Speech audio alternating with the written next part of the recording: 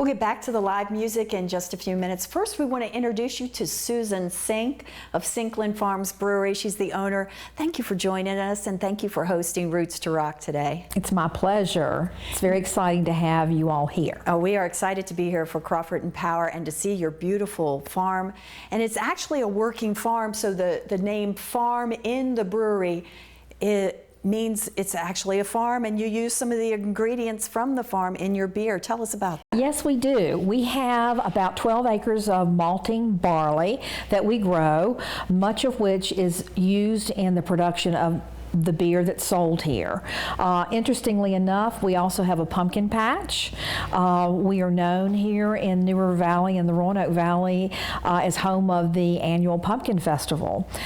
So this year, for the first time, we actually served pumpkin ale, and I went out to the field to pick the pumpkins, actually, brought them here in the kitchen, roasted them. I cooked them in the oven in the microwave, and then took them outside to the back deck grill, and then I delivered them to the brewer that we have that makes the beer for Sinklin Farms. So what kind of response did you get from the pumpkin ale and growing a lot of the ingredients for your beer on the property? Oh, it has been phenomenal. I think that we are right now in the time that people are very interested in where their food is grown, where their beverages are produced, and very, very interested to know that drinking local, growing local, living local is present here at Sinklin Farms. Now, this farm is also a little unusual from what we've done in the past on Roots to Rock, in that we're going to be, we're in a barn. Yes. The guys are performing inside a barn. So tell us about how you converted this space into your event space. Sure. Well, actually, the majority of the farm has been transformed over the last 10 years. We used to be a commercial dairy farm. My husband's career was in the dairy industry.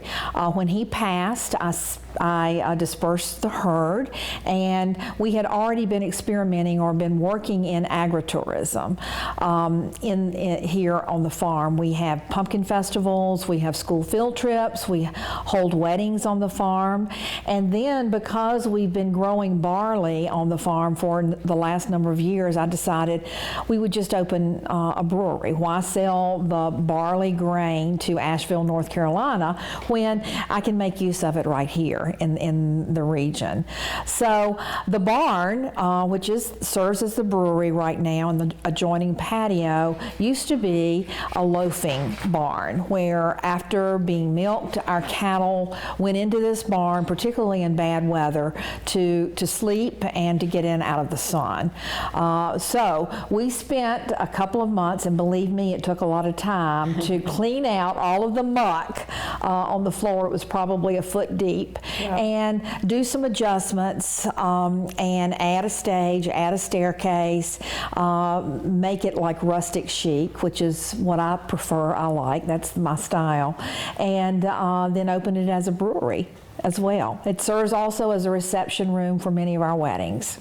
So what was the most challenging part about starting this brewery from scratch? I think that it has to do with all the rules and regulations and applying for the license. That was difficult. It took a lot of time, a lot of energy. Then the market, identifying our market and advertising. Those are probably the top two things that took a lot of attention, a lot of time. So what is your beer like? For people who haven't been down to Sinklin Farms Brewery, what are they going to taste when they get here? We have a variety of 10 flavors, 10 types of beer, from blondes to lager to stout to porter, many, many different varieties. So we have 10 beers on tap right now, with an opportunity to grow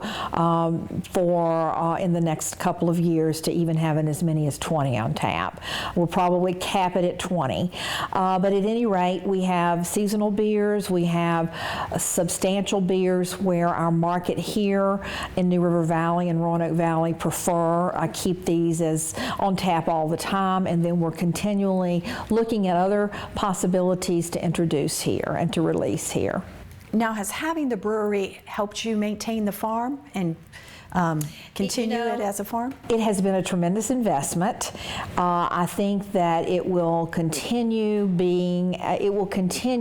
as an enhancement to our farming operations in the future. Right now, it's mainly, it's expense heavy, but we have had actually phenomenal attention from local people in Blacksburg, Christiansburg, Radford, Roanoke, and Salem. So when you come out to Sinklin Farms, you not only get a great beer, you also get a great view. You get a great view, you get a great atmosphere.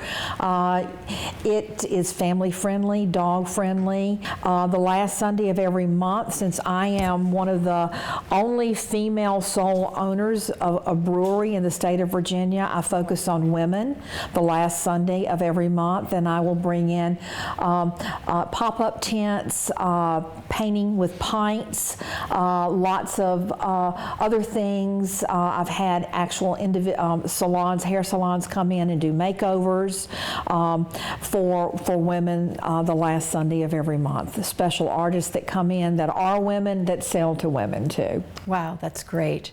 Thank you so much for inviting us in tonight. We really appreciate it.